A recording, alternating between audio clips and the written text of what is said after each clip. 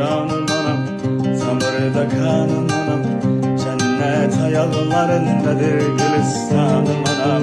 Sensiz söz ve sürek Allah ayırmasın. Kederi zulmet ile geçer sensiz anım anam. Şöhretim şanım anam, melimat sanım anam.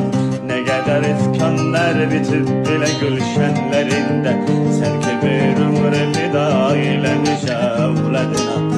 Ne kadar azap gizlenip saçının derlerinde. Canım anam, tanrıda kanım anam. Cennet ayaklarındadır gülistanım anam. Sensiz söz ve sürey